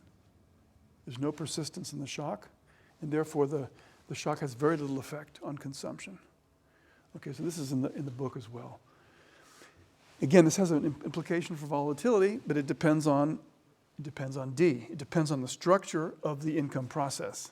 So we can't, I mean, the theory isn't so, it's flexible enough to accommodate these different perspectives of what a shock to income might imply. One might imply permanent change, and one might imply temporary change. This works even for non-stationary processes. So you could imagine that your current income could consist of two things, two signals, or one might be very, very persistent, and the other might be very temporary. And that would give you exactly the kind of flavor you'd like to have. So changes in, very persistent changes in income would be reacted to very differently, okay? But it doesn't show up, and this is a very simple model. This is a simple model with only one source of uncertainty. To do that, you'd have to have two shocks, permanent, temporary shocks. Okay, so, after the Hall paper, many people tried to test this, and they ended up rejecting this version of the permanent income hypothesis. But it's harder to reject this one. So if you're able to richly specify what people expect and give them a bit more, intelligence in terms of sorting out whether this is a permanent or temporary shock, you're going to get a general result that consumption is smooth relative to income, and that the marginal utility of consumption should also be a martingale difference sequence. Okay, so there's a lot of empirical work on this. In the modern context, we're using models now that sort of give people a bit of dependence of their current marginal utility on past consumption. So models of habit behavior, for example, used in asset pricing, and there are lots of, bells and whistles. The most important bell and whistle that I can imagine is the one that just says, maybe not everyone can do this. If you're Bill Gates or Elon Musk, you might be able to do it, or if you're in the top 10% of the American income distribution, you'd be doing this. It's just logical to be doing this, but if you don't have access to the capital market, then maybe you won't. And what matters is the fraction of consumption. It's represented by these Ricardian, we call them Ricardian, or intertemporally maximizing agents with access to capital markets versus those that just live hand to mouth or have very limited borrowing possibilities. Okay, so I'm going to take a break now because I think this is we'll take a break and I'll come back and I'll probably truncate it's really important to get this on the table and we can discuss this in more detail. Okay, so I think I'm going to revise my plans, my optimal policy in light of the length of this lecture, and we'll probably only talk at the end of a little bit about the state space as a section, as a review session, and we'll do that next week in detail, including the spectrum. So I'll give you some time to digest and the new problem set will be online, et cetera. So I'd really like to spend some time discussing this, getting it out there, and especially the implementation in the state space, which is interesting because, again, my claim is you can take any sort of linear model and put it in this form, almost any linear model that's reasonable, and that gives us the ability to assess its stability properties and make forecasts with it and the rest. Okay, so going back to the theory was really primitive theory, but it's apparently quite powerful, just this notion that households want a smooth consumption relative to income gets us pretty far. Depending on how specific we are about the utility function, we can get various degrees of precision on the data that we can use to test the hypothesis. And the weak condition of the model is that the random behavior of income and the ability of consumers to save income for future consumption means that the marginal utility of consumption at any point in time is like a random walk. Okay, so there's a martingale difference, to put it more generally. So we can't predict the change in marginal utility. If we could, then presumably the agent could predict it and also adjust saving behavior to iron out that difference, because it's all about ironing out the differences. When you have concave periodic utility, you want to smooth things. There are lots of ways to modify this. One is to think about habits. So maybe the marginal utility of consumption today is dependent on previous consumption. So you might have a habit. That's one way of doing it.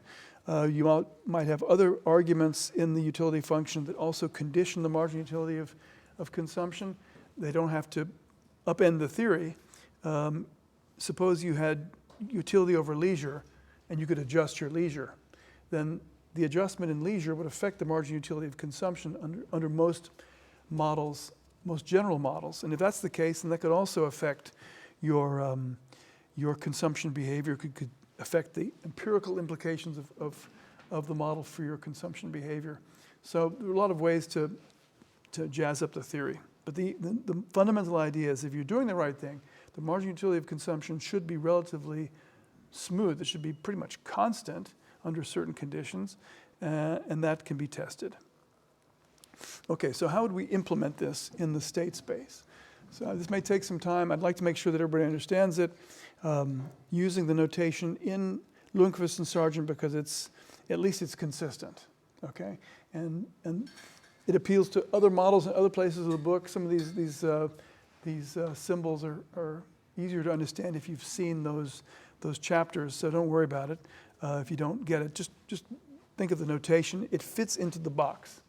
Okay, so the most important part of this is to remember that we want to use the state space to write down the underlying uncertainty and summarize it, but also extend it to include the model itself. Because the model tells us the agents face this uncertainty and they do something with variables they care about, and they transform the behavior of those variables as a function of the underlying uncertainty, right? So the consumption behavior of the agent is sort of a transform of this underlying income process. And the underlying income process in the example that I'm using today is simply a function of a state vector that we can't observe. So this could be you observing a family over time. It could be us observing the German economy over time. The people taking the decisions observe a lot more than we do. So think of Z as being a very long vector of unobservable states, if you like. It could also be observable. Maybe life is simple. It could be just current GDP in Germany, but it's probably not. There's probably other things in there, and possibly even people's assessment, right? People's sentiment could be a part of the state vector. It's a more complicated model, but to the extent that it is amenable to this type of modeling, you could put it in there as well. So it doesn't just have to be raw macro data. It can be something that we will never observe, sort of like the underlying sentiment or optimism or animal spirits so it's a really, as long as you can write it in this form. So ZT is this vector, possibly very, very large, high dimensional, is a function of its own past. It has the Markov property. So all the things we did last week, all the fancy modifications in the state vector to make things fit, like an ARMA process with long lags, it's all in here. And then you've got this underlying randomness, and this is something that's supposed to be serially uncorrelated. And variance, unit variance, this omega, and then C2 in this setup would be the transmission of that shock into the observable, into the state vector, which is not observable necessarily. And then that state vector is converted into something we can observe, which is income. Okay, so think of it as like a funnel, pouring lots of stuff into the funnel, and it's a small output, and we care about the weights, but we don't have to know them to develop some implications of the theory. So remember, from the previous slides, we showed that to do the permanent income hypothesis, to implement it, we need to evaluate some objects.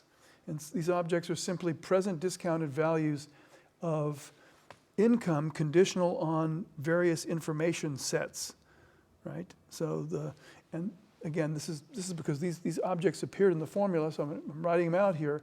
The first one is the condition on period t, the expectation of the present discounted value of future y commencing in the next period, excluding current income.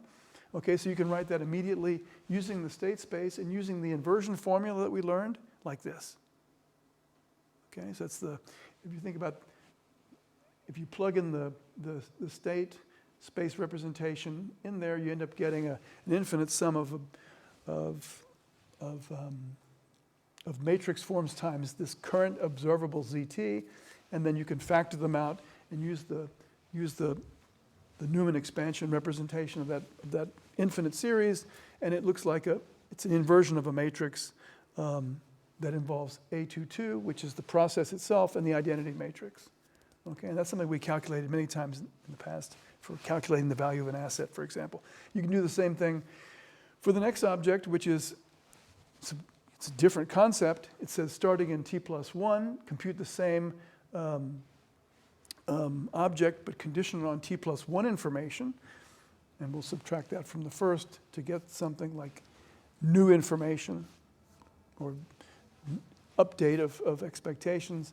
And the last piece is a similar object based on period t information. Okay, so you can plug those in, and if you do that, you end up getting this form, right? You're gonna be able, when you substitute and take that difference, you'll end up getting the first difference in consumption that we observe is a function of the state, and state implicitly through the state space equation will be a function of these shocks going back into time. Okay, so somebody had a question?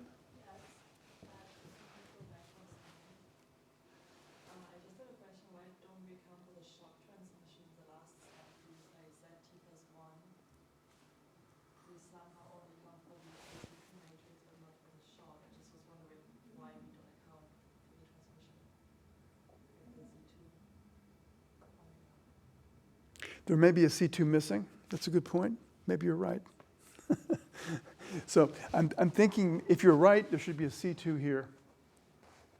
That would probably guarantee the conform. The question was actually if I'm going from the third to the fourth line, two last ones, if we replace that t+1 by its definition of A22 times that t plus C2, oh yeah, t+1 is missing in my understanding, or I'm mistaken.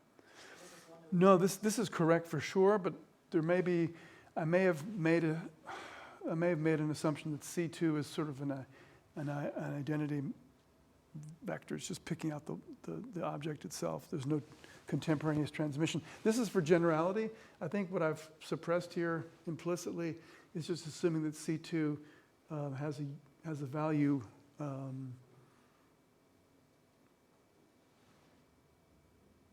that is maybe the identity matrix. That's probably, if omega and z have the same dimension, then it would be the identity matrix. Otherwise, it's some way of just plucking off the first element and not combining them in any way, okay? Which is a specification which fits this model, but not necessarily needs to be the case. So more generally, that's right. And I've somehow managed to eliminate that, and I have to think about how I did that. So it doesn't change anything.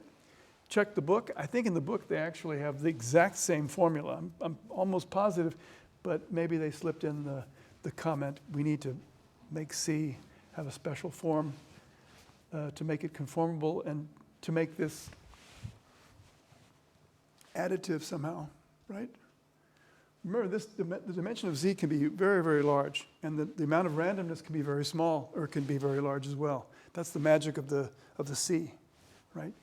So somehow I managed to pull a fast one, but it doesn't change anything. It's just, there'll be another, I predict there'll be a C2 here, C2 here, C2 here, nothing changes. Okay, thank you very much. Okay, so conditional on my, and look at that, lo and behold, it came back. So that is a real typo, not a fake. A lot of times when I get nervous, I say, oh, it's a typo, just get me out of out of the whole, but I think I just really forgot to put it in. So thank you. In fact, maybe you should leave this in. Okay. Yeah, so what do? This is the update. This is the, trying to explain the Hall-Friedman idea, or the Hall idea that the first differences in consumption should be unpredictable. Okay. You can still figure out what they are. They're basically updates of forecasts, and that's what this is expressing. So it's literally the present discounted value of all the updates in the forecast of income. We have an expression for that in every period t, and it's basically this one. So it's literally based on the current shock, transformed in a way that recognizes that part of it might be permanent or temporary, and that's going to show up in somehow in the A22 matrix, and how much weight this gets weighted up. And then, of course, you're only going to consume a small piece of it, which is 1 minus beta, according to the Friedman Hall setup. Okay? So we have this budget constraint as well. We solved for that last time. That says that if I'm not ripping off the bank, and if I'm not wasting resources, if I'm along my budget, consuming along my budget restriction, my current indebtedness has to be represented by my future surpluses that I'll need to pay off the debt and leave the world with zero debt and zero excess resources in expected terms. Okay, so if you do that, this is where it gets really interesting. We know that this thing going forward is a constant, right? Because that's what the permanent income hypothesis says. And you can write it like this, and then you can write it like this. So in effect, we've got basically a piece that's a weighted up piece that's observable. This is a number like 20 or 40, depending on your discount factor. And then you've got these expected future impacts or the expected future income. And if you rewrite it, you actually get this really nice compressed expression. Okay, so actually doing that allows us to write the system. I mean, it's a very complicated model. It looks very complicated, but actually it's pretty easy to write in the state space form. You can see what I did. I tried to basically make the t+1 values of these variables functions of t only. Okay, and I did that through just some simple substitution. In more complicated models, you might have to invert a matrix that eliminates current dependencies, and that matrix has to be invertible, et cetera. These are problems you'll encounter in practical examples. But you can see what we've got here. The first equation says that current consumption is basically the best we can do about forecasting future consumption, because we don't know what this shock is. When we know what it is, then we know how the optimizing consumer transforms it into future expected income and then spends a part of that, 1 minus beta of that. Okay, that's the first equation. It's like a consumption function. Okay, and it also expresses that consumption is a random walk if omega has, or W, it should be an omega, has the properties we've assigned to it. Okay, so if it's constant variance, then this CT plus 1 or CT will behave like a random walk. Okay, otherwise, if we generalize that, we have to be careful. We're kind of following the rules specified in the state space representation. The second equation is just the transition equation for my debt. So my debt tomorrow is basically my debt today plus whatever I borrow today, blowing it up by the gross interest rate. Okay, so again, the timing is always different in these problems, but in this case, this is the debt at the beginning of the period, and all these payments occur at the beginning of the period too. Okay.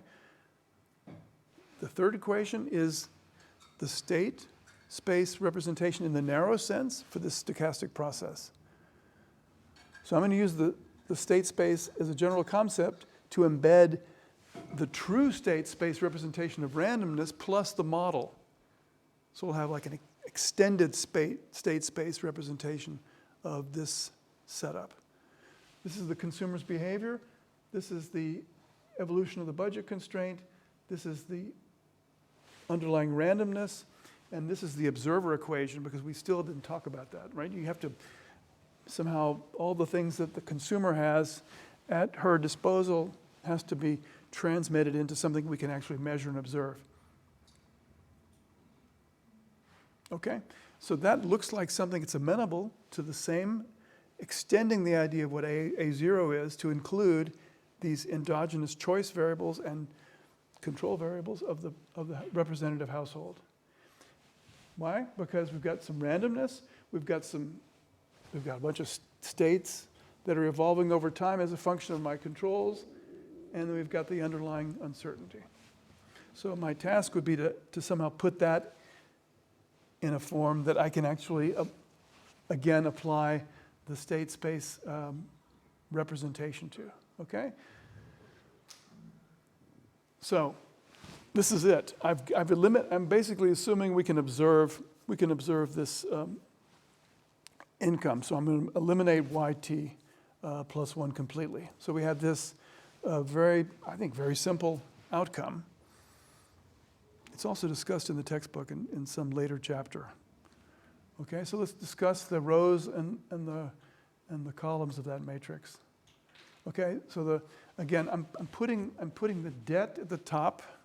Again, it's arbitrary, but I'm putting the debt at the top, this B, and then I've got the true state, which is it's an n by 1, and CT is a scalar. That's my choice, my control variable at the bottom of this vector, this extended state vector. So the dimensions of my extended state vector are the dimensions of Z plus 2 times 1. Okay, so it's a column vector. So it's got to be conformable with the new A0 matrix that I'm defining, which includes the old one, which I was clever enough to call it A22. So now it's in the middle. So you've got a layer at the top, that's the first row, and that's the transition equation for debt. And at the bottom, it's pretty trivial, right? That's the implication of the theory. Okay, and then I've got some stuff here, and then I've got my underlying uncertainty. And the underlying uncertainty has to be, somehow translated into ZT, but it's ignored by the first equation, because debt is independent of the shock. And it's also, my consumption tomorrow is also independent of the shocks because I can't observe them today, right? Or, no, sorry, that's not exactly right. It will be observed tomorrow, but it's not observed today. So in some sense, the translation of the shock tomorrow into consumption tomorrow will be this filtered version of what we had before. So it's 1 minus beta times my assessment of the impact of this shock on future expected income, discounted income. Okay. So the rest is kind of just accounting. C3 is a little bit tricky because it turns out that C3 has to be consistent with a stable behavior of the model. It can't be just arbitrary, because the agent is going to somehow control CT such that the agent obeys the budget constraint and maximizes utility. So we're going to have to solve for C3. We're going to have to actually solve for it. Some people call this the method of undetermined coefficients. We restrict the behavior of CT to be stable. It's going to be saddle stable. We'll see that in a second. But the idea has to be consistent with irrational behavior, because this is a rational agent. And the agent could obey the Euler equation, but the level of consumption might get very high. The agent tries to go into debt, or the agent saves a lot of money, eventually doesn't eat anything anymore. We're going to rule out those kind of paths. There's going to be exactly one path that's consistent with the model and consistent with some value of C3, and that's going to be a unique value. But the first thing I want to do is to focus on this A0 matrix. I call it A0 here. It's the whole thing. So what can we say about that? Okay, so what are the eigenvalues? It turns out that they're really easy in this model to evaluate. They're going to have to do with the eigenvalues of A22, which is a matrix inside the matrix. It's embedded in the matrix. That's the law of motion for the true state that the agent is acting on. And we've already said that's a stationary process. So all the eigenvalues of this A22 have to be within the unit circle, for sure. I mean, that's just an assumption we made. What's left, one of the eigenvalues is R, which is what? What is R?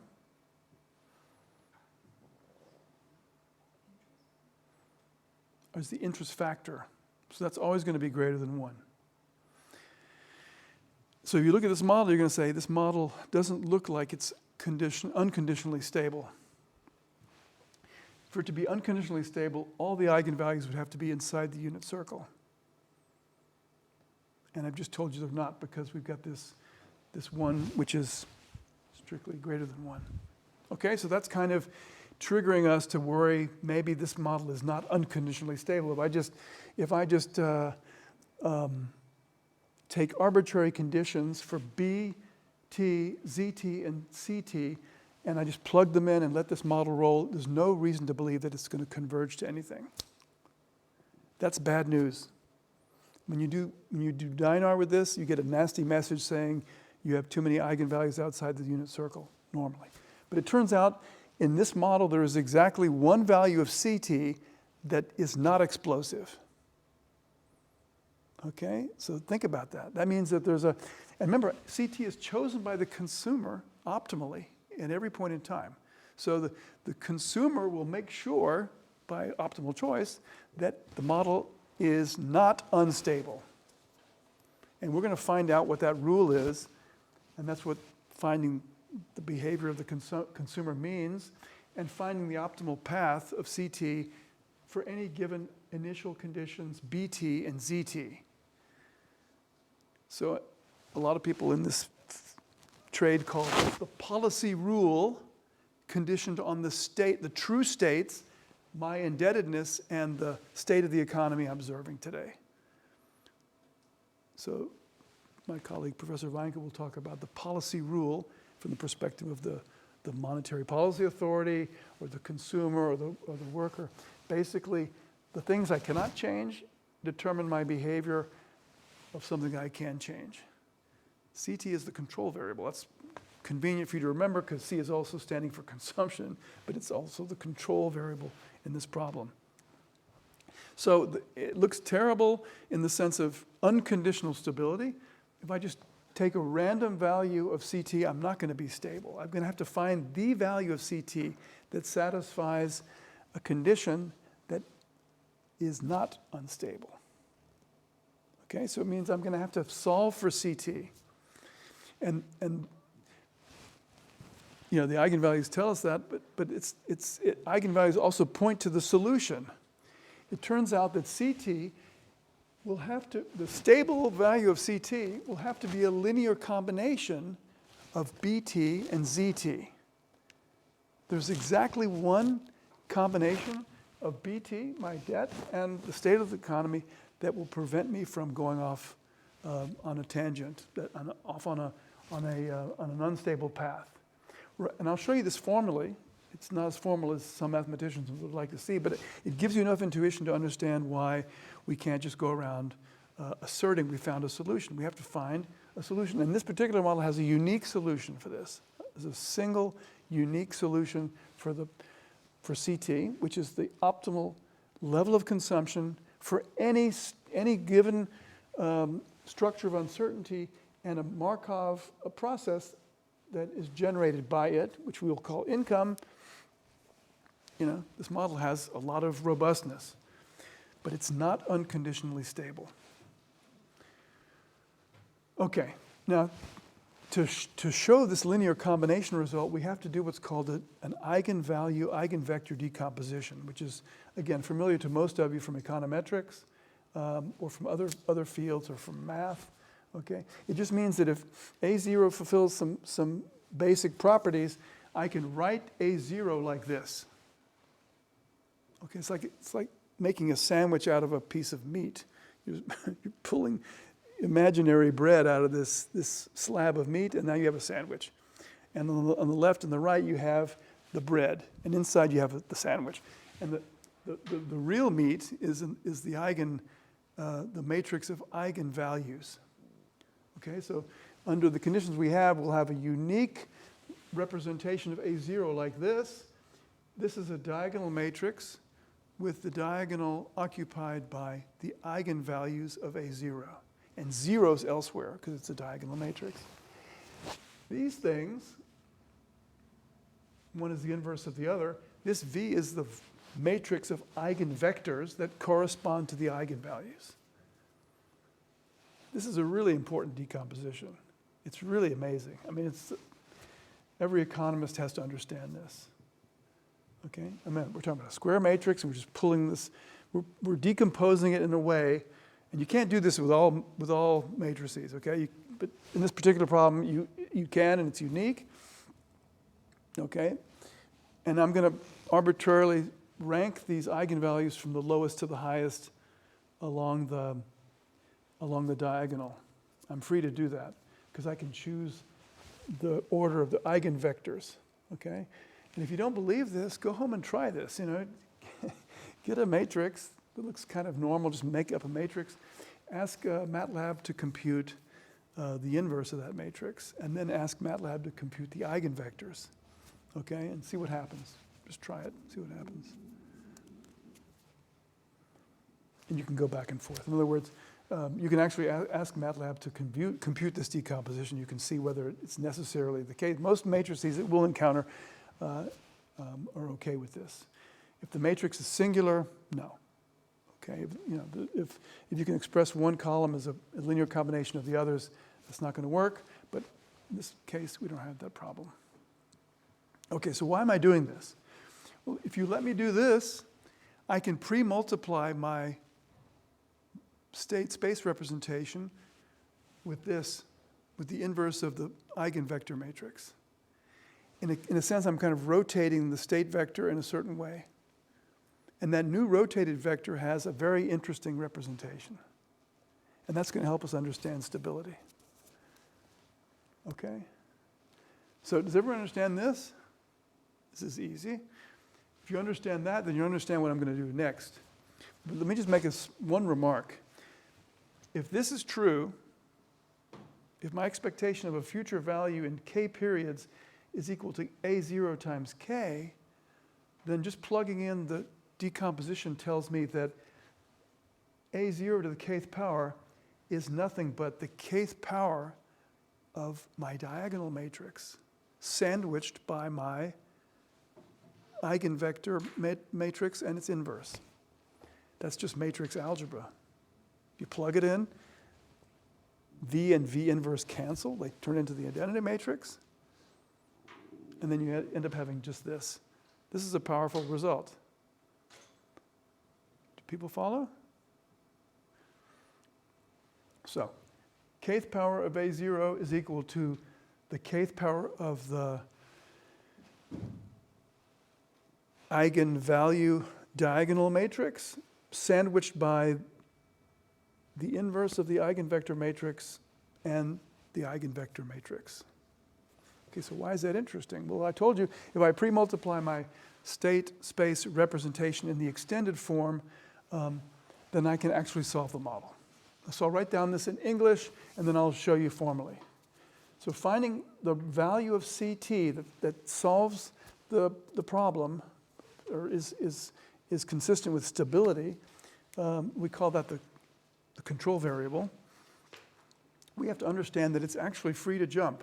So in period t, the agent observes the new information and is free to adjust consumption to that new information. In t plus 1, it will react to the omega t plus 1 information and adjust appropriately. All we need to know is what are the weights that are applied to these random shocks. And we have this vector of random shocks. It could also just be a single random shock. All we need to know is how this transformation takes place. So it turns out that to guarantee stability, the agent takes a linear combination of what the agent can observe it in period t and what the agent has as det in period t. So in t plus 1, it will be a combination of the det in t plus 1 and the shock in t plus 1. And the shock in t plus 1 feeds into zt plus 1. So in the chapter where Lundqvist and Sargent discuss this in detail, they say effectively that C it lies in the subspace of bt and zt that's associated with stability. Okay, we say that CT will be on a saddle stable path. Okay, it's called the saddle stable solution. Saddle stable path. And it's basically, I'm going to find it by using this eigenvalue, eigenvector rotation. Okay, and I'll show you why that's the case in a second. And then we're free to apply the rotation, and then we can apply the inverse and go back to the original variables again. So that's kind of, you know, freebie, because the coefficients are constants. Okay, so that's what I'm going to do now. You know, the original system had lots of interdependency, so this is, you might have to think of this as a way of kind of, when you rotate this vector, you end up having elements of this new vector that are only dependent on its own past. That's what I'm going to do now. So I'm going to pre-multiply the state vector, this extended thing that I defined, n plus 2 by 1. I'm going to pre-multiply it by the inverse of this, the inverse of the eigenvector matrix. I'm going to call that pt plus 1. Pt plus 1 is v inverse times xt plus 1. So I'm just going to plug it into the formula, and you see what I've got. I've got this thing pre-multiplying a0, but a0 is equal to this by the eigenvector, eigenvalue decomposition, the eigenvector decomposition. Okay, and the eigenvalues are along this. So v inverse and v cancel. They turn into the identity matrix. I can do that again and again and again. If I do it just one period, the rotated vector is a function of its lagged value still, but the elements of that rotated vector are only functions of the elements of the rotated vector in the past. And the coefficient is the eigenvalue matrix, this diagonal matrix with the eigenvalues. So if any of those eigenvalues is greater than 1, we have a problem, Houston. That thing is growing. If it's greater than 1, then every period it's going to get bigger and bigger and bigger. That can't be stable. And that's why stability requires unconditional stability requires all the elements of lambda to be less than 1 in modulus. It doesn't have to be absolute value. Modulus could be complex conjugate. Okay, so they have to be inside the unit circle. So that's kind of giving you an idea of where the stability properties in general come from. But I told you already, we have a problem, Houston, because 1 plus little r is greater than 1. So one of the eigenvalues is going to be greater than 1. This will not allow us to have universal, unconditional stability. Okay? And you can see this by just thinking, okay, we've got this rotated version of the uncertainty. That thing has expected value 0, so it can be shocked, but nothing's going to happen. Nothing's going to explode. The explosiveness is going to come from lambda, elements of the lambda matrix being possibly greater than 1. And it's in the system. We can't avoid that. We have to deal with that. So unconditional stability, we can rule it out because we have automatically an unstable eigenvalue in the system. So to make this thing not explode, we require, there's only one value of CT that makes this work. It's the one that sets the element of the rotated vector equal to 0 in every period. Remember, this is a rotated. The rotation is like a linear combination of the other elements. So think of CT as being expressed as a function of CT. CT plus 1 is a function of CT and BT and ZT. So whatever CT is, it has to be it has to be the case that in the rotated version of this model, every period, that thing has to be equal to 0. Okay, so this is kind of a, it's a pretty stringent requirement. We're gonna make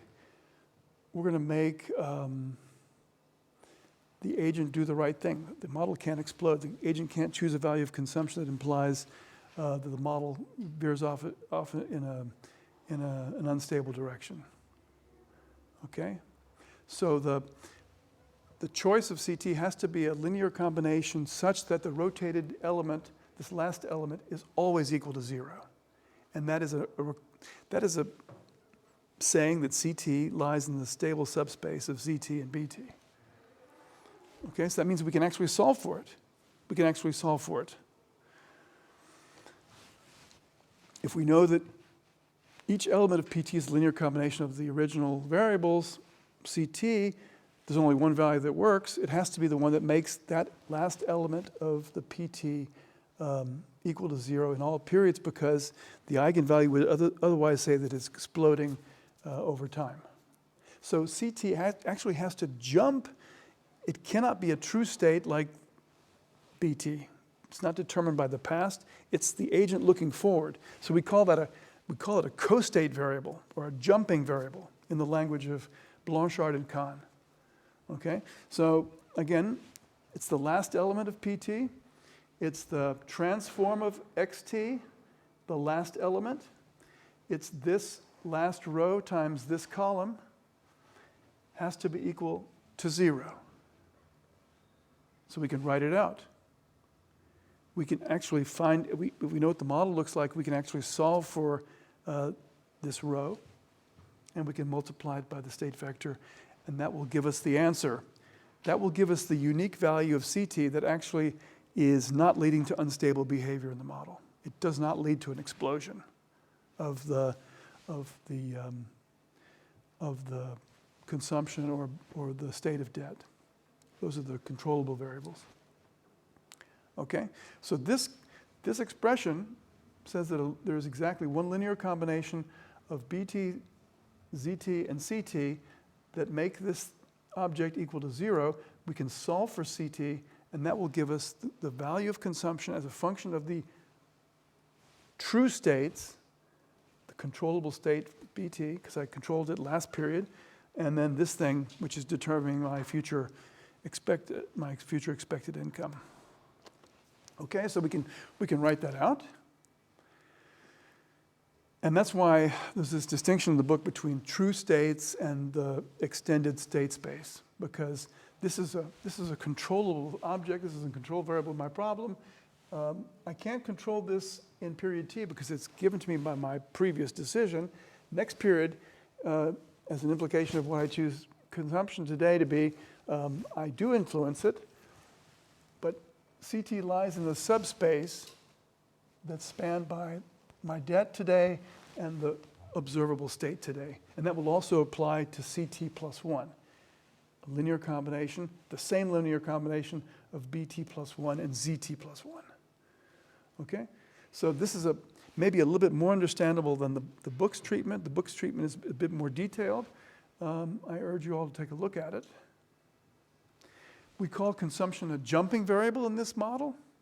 It's not locked down by the past. I'm not constrained to consume anything. I can choose. I'm free to choose, to use Milton Friedman's.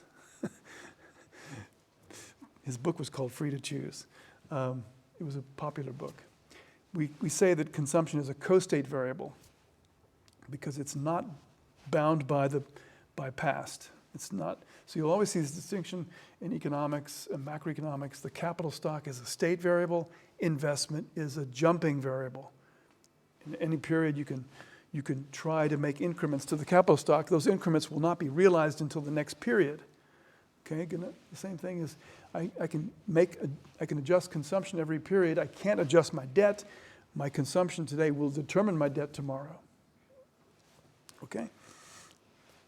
So this unique solution is related to a discussion that we'll see in macro in the second half of this course, this semester, and in future.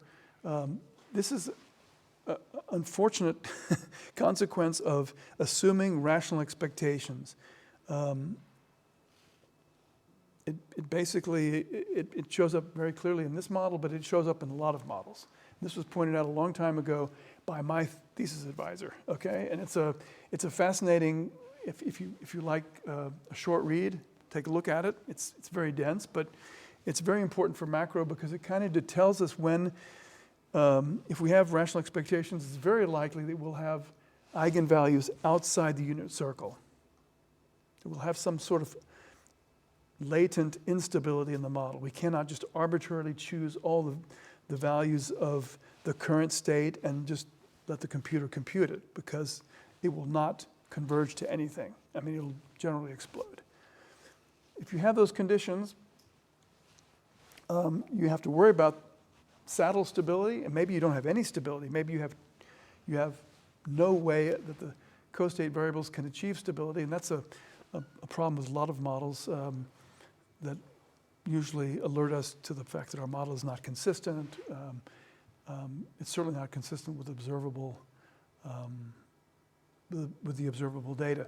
So Blanchard and Kahn basically said, I'm going to show you a condition that in a class of models where A0 is well behaved, that the number of eigenvalues that are outside the circle, unit circle, are related to the number of control variables or jumping variables in the model.